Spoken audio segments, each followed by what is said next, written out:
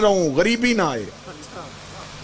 جو اچھا پہننا شروع کر دیتا ہے اس سے پھر ہلکا پہنا نہیں جاتا، جو بہتر کھاتا ہے اس سے پھر ہلکا کھایا نہیں جاتا۔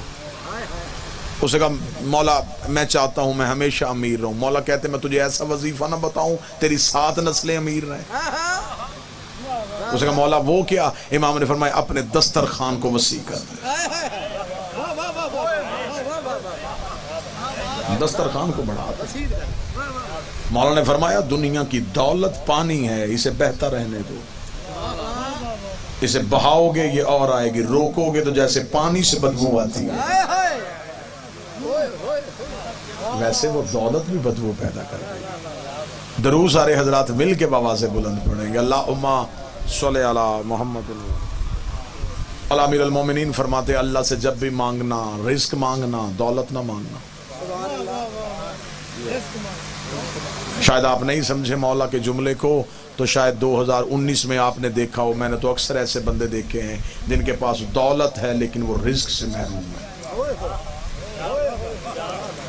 اب آپ مجھ پہ سوال کریں گے کہ ایسا کون سا بندہ جس کے پاس دولت ہوتی ہے اور رزق نہیں ہوتا؟ میں نے بڑے بڑے امیر دیکھے ہیں، ان کے سامنے کھانے کی میز لگے وہ پریشان ہو کے کہتے ہیں جی میں یہ نہیں کھا سکتا، یہ بھی اٹھا لیں، یہ بھی اٹھا لیں، یہ بھی اٹھا لیں۔ میں تو صبح صرف گرم پانی پی سکتا ہوں، اس کے بعد کو 2-4 یہ چیزیں کھاتا ہوں۔ کیا فائدہ اس دولت کا جس نے رزق سے محروم کر دیا؟ اسے دولت مانگی تھی نا، رزق نہیں مانگا۔ مولا فرماتے ہیں جب گھر میں دولت آئے تو جو سب سے پہلی چیز گھر سے چلی جاتی ہے اسے سکون کہتے ہیں۔ صحابی نے پوچھا مولا دولت گھر آ جائے سکون کیوں جاتا ہے؟ امام فرماتے ہیں جب کسی کا مال گھر میں رکھو گے تو نیند کیسے آ سکتی؟ بے سکون نہیں آ جائے گی، گھر میں بے چینی آ جائے گی، خوف آ جائے گا، گھر کے اندر لڑائی جھگڑے شکوے پیدا ہو جائیں گے دولت کی کثرت سے۔ پریشان تو نہیں ہو گئے آپ اس وقت؟ میں نے اپنی آنکھوں سے قبلہ تشریف فرمائیں تائید فرمائیں گے، میں نے مل کے مالکوں کو نیند کی گولی کھا کے سوتے دیکھا۔ فیکٹری میں ہزاروں لوگ مشقت کر رہے ہیں، ملازمین کی تعداد انگلیوں میں گنی نہیں جا رہی، رقبوں کا تعین کوئی نہیں، لیکن رات کو مرضی سے سو نہ سکے، ایک گولی کا سہارا لیا 4-6 گھنٹے کی نیند کے لیے۔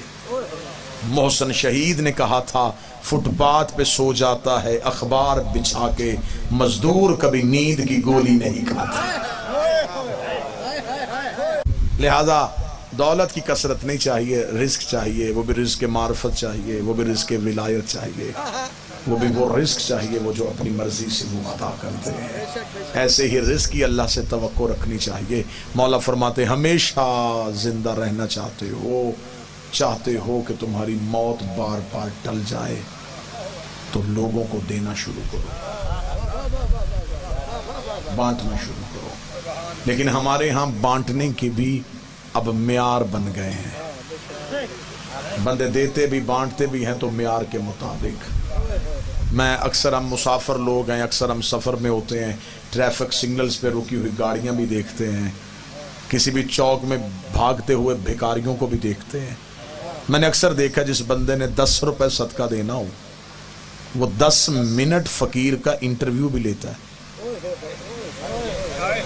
صدقہ ہاتھ میں پکڑا ہوتا اور اس سے پوچھ رہا ہوتا ہے تو کماتا کیوں نہیں، تیرے ہاتھ ٹھیک نہیں ہے تو کیوں مانگ رہا ہے؟ صدقہ بعد میں دیا تذلیل پہلے دی، کیوں؟ اس کا عیب ڈھونڈنا ہے۔ ایک عیب اس کا ظاہر ہو تم ہاتھ روک لیتے ہو، ہمارے کتنے چھپے ہیں وہ پھر بھی دے رہا ہے۔ اگر ہم عیب دیکھ کے دیتے ہیں، اگر وہ عیب دیکھ کے دے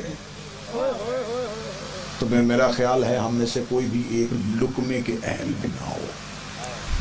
لہٰذا کوشش یہی رہے زندگی محبت آل محمد ولایت معصومین میں گزرے.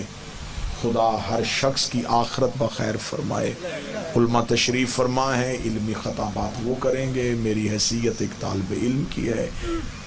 قبلہ تشریف فرما ہے، استاد کی حیثیت ہے. پوری قوم کے عقائد کو سنوارا ہے انہوں نے. میرا مالک ان کا سایہ ہماری قوم کے سر پہ ہمیشہ کے لیے سلامت رکھے. بڑے خوش نصیب ہوتے ہیں جن کے مرنے کے بعد اتنے لوگ آ جاتے ہیں. ہائے قسمت مدینے والے حسین، جس نے کائنات کو زندگی کا فلسفہ سکھایا تھا. اس کی 3 سگی بہنیں بھائی کی لاش کے قریب سے گزری.